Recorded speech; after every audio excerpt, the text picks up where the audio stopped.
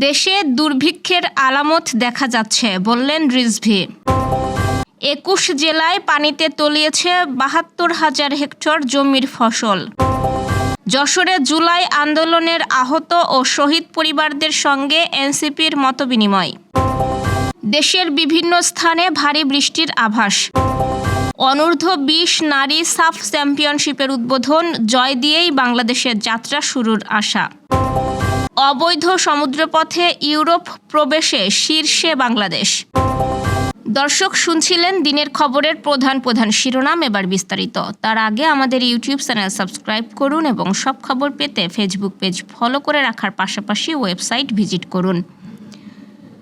দেশের সার্বিক অর্থনৈতিক পরিস্থিতি বিবেচনায় দুর্ভিক্ষের আলামত দেখছে বিএনপি। দেশের চলমান এই সংকট নিরসনে নির্বাচনের কোনো বিকল্প নেই বলে মন্তব্য করেছেন দলটির সিনিয়র যুগ্ম মহাসচিব রুহুল কবির রিজভী। আজ সকালে নয়াপল্টনে কেন্দ্রীয় কার্যালয়ের সামনে এক অনুষ্ঠানে তিনি এই আশঙ্কার কথা জানান। এ সময় তিনি বলেন, নির্বাচনের মধ্য দিয়ে জনগণ ভোটের অধিকার ফিরে পেলে সব সমস্যার সমাধান হবে। আর দুর্ভিক্ষের মতন পরিস্থিতি তৈরি হলে মানুষ কাউকে ছেড়ে দেবে না বলেও হুঁশিয়ারি দেন রিজভী। সারা দেশে গত কয়েকদিনের বৃষ্টিতে ২১ জেলায় ৭২,০৭৬ হেক্টর জমির বিভিন্ন ফসল পানিতে তলিয়ে গেছে।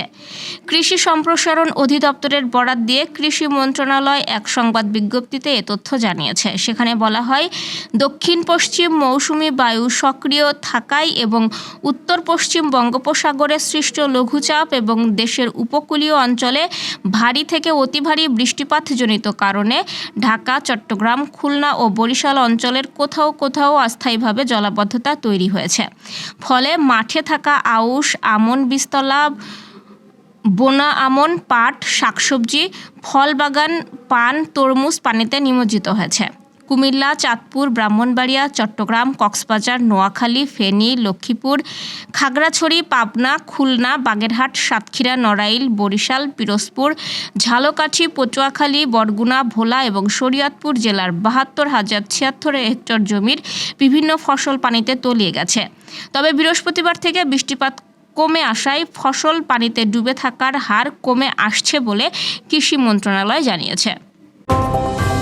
দেশ গড়তে জুলাই পদযাত্রা স্লোগানকে সামনে রেখে যশোরে অনুষ্ঠিত হয়েছে জুলাই আন্দোলনের আহত ও শহীদ পরিবারদের সঙ্গে জাতীয় নাগরিক পার্টির নেতাদের এক মতবিনিময় সভা। আজ পদযাত্রার একাদশ দিনে যশোর শহরের হোটেল ওরিয়নে এই সভার আয়োজন করা হয়। সভায় অংশ নেওয়া আন্দোলনে আহত ব্যক্তিরা অভিযোগ করেন, ১ বছর পেরিয়ে গেলেও এখনও পর্যন্ত সরকার বা দলীয়ভাবে তাদের কোনো স্বীকৃতি, পূর্ণ চিকিৎসা, পুনর্বাসন কিংবা জুলাই সনদ ঘোষণার ব্যবস্থা নেওয়া হয়নি। তারা অভিযোগ করেন, একটি নতুন রাষ্ট্রের স্বপ্ন দেখলেও দলের শীর্ষ নেতৃত্ব ধীরে ধীরে দায়িত্ব এড়িয়ে যাচ্ছে, যা তাদের মধ্যে ক্ষোভ ও হতাশা সৃষ্টি করেছে। আসন্ন জাতীয় নির্বাচনের আগেই জুলাই সনদ ঘোষণা ও তার বাস্তবায়ন দাবি জানান উপস্থিত আহতরা। মতবিনিময় সভায় এনসিপি নেতারা আহতদের দাবিকে গুরুত্বের সঙ্গে বিবেচনার আশ্বাস দেন এবং জনগণকে সঙ্গে নিয়ে নতুন বাংলাদেশ গড়ার আন্দোলন আরও জোরদার করার প্রতিশ্রুতি দেন। সভায় উপস্থিত ছিলেন এনসিপির মুখ্য সমন্বয়ক নাসির উদ্দিন পাটোয়ারী, দক্ষিণ অঞ্চলের মুখ্য সংগঠক হাসনাত আবদুল্লাহ, কেন্দ্রীয় সদস্য নুসরাত তাবাসসুম, ডাক্তার তাসনিম জারা এবং অন্যান্য কেন্দ্রীয় নেতারা। আজ শুক্রবার সন্ধ্যা ৬টা পর্যন্ত আবহাওয়ার পূর্বাভাসে বলা হয়েছে, ঢাকা, খুলনা, বরিশাল, চট্টগ্রাম ও সিলেট বিভাগের অনেক জায়গায় এবং রংপুর, রাজশাহী ও ময়মনসিংহ বিভাগের কিছু কিছু জায়গায় অস্থায়ীভাবে দমকা হাওয়া সহ হালকা থেকে মাঝারি ধরনের বৃষ্টি বা বজ্রসহ বৃষ্টি হতে পারে। সেই সাথে ঢাকা, খুলনা, বরিশাল, চট্টগ্রাম ও সিলেট বিভাগের কোথাও কোথাও মাঝারি ধরনের ভারী থেকে ভারী বর্ষণ হতে পারে। সারা দেশে দিন এবং রাতের তাপমাত্রা সামান্য বাড়তে পারে। পরের ২৪ ঘন্টায় খুলনা, বরিশাল, চট্টগ্রাম ও সিলেট বিভাগের অনেক জায়গায় এবং রংপুর, রাজশাহী, ময়মনসিংহ ও ঢাকা বিভাগের কিছু কিছু জায়গায় অস্থায়ীভাবে দমকা হাওয়া সহ হালকা থেকে মাঝারি ধরনের বৃষ্টি বা বজ্রসহ বৃষ্টি হতে পারে। সেই সাথে খুলনা, বরিশাল, চট্টগ্রাম ও সিলেট বিভাগের কোথাও কোথাও মাঝারি ধরনের ভারী থেকে ভারী বর্ষণ হতে পারে। সারা দেশে দিন এবং রাতের তাপমাত্রা সামান্য বাড়তে পারে।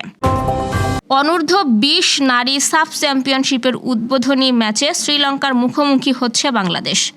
বসুন্ধরা কিংস অ্যারেনায় ম্যাচটি শুরু হয়েছে বেলা ৩টায়। একে তো ঘরের মাঠ, তার ওপর কদিন আগে মিয়ানমারে এশিয়ান কাপ বাছাইয়ের মূল পর্বের টিকিট কেটেছে জাতীয় নারী দল।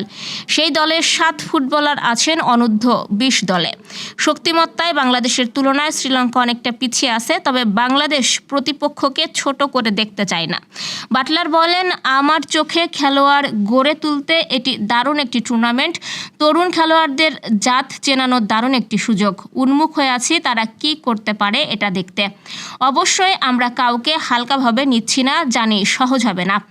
2 বছর আগে অনূর্ধ্ব-20 পর্যায়ের সর্বশেষ আসরে নেপালকে হারিয়ে চ্যাম্পিয়ন হয়েছিল বাংলাদেশ। গত বছর অনূর্ধ্ব-19 টুর্নামেন্টে যুগ্মভাবে চ্যাম্পিয়ন হয় ভারতের সঙ্গে। শিরোপা ধরে রাখার পাশাপাশি অনূর্ধ্ব-20 এশিয়ান বাছাইয়ের জন্য দলকে পোক্ত করতে চান বাটলার। দিনের অন্য ম্যাচে সন্ধ্যা 7টায় একই ভেন্যুতে ভুটানের বিপক্ষে লড়বে নেপাল। ইউরোপে অনিয়মিত অভিবাসনের জন্য সবচেয়ে ব্যস্ত ও বিপজ্জনক পথ হিসেবে আবারও সামনে এসেছে সেন্ট্রাল মেডিটেরিয়ান রুটের নাম। আর এই রুটে সবচেয়ে বেশি বাংলাদেশি অবৈধ অভিবাসী লিবিয়া হয়ে ইতালিতে প্রবেশ করছেন। ইউরোপীয় ইউনিয়নের সীমান্ত পর্যবেক্ষণ সংস্থা ফ্রন্টেক্সের 10 জুন প্রকাশিত সর্বশেষ প্রতিবেদনে এসব তথ্য উঠে এসেছে। প্রতিবেদনে বলা হয়েছে 2025 সালের প্রথম 6 মাসে এই রুটে অভিবাসী প্রবেশের হার 12% বেড়ে দাঁড়িয়েছে 29,300 জনে। এর মধ্যে লিবিয়া থেকে ইতালিতে পৌঁছেছেন প্রায় 20,800 জন, যা আগের বছরের তুলনায় 80% বেশি। ফ্রন্টেক্স জানায়, লিবিয়া থেকে ইউরোপে অবৈধভাবে পাড়ি জমানো অভিবাসীদের বড় অংশই বাংলাদেশি নাগরিক। এরপর রয়েছে মিশরীয় ও আফগান নাগরিকরা। এই বিপজ্জনক পথ পাড়ি দিতে গিয়ে অনেকে প্রাণ হারাচ্ছেন, আবার অনেকে পাচারকারী চক্রের ফাঁদে পড়ছেন। দর্শক, এই ছিল দুপুরের আয়োজন। রাতের খবর দেখার আমন্ত্রণ রইল। সেই সঙ্গে এতক্ষণ সাথে থাকার জন্য ধন্যবাদ।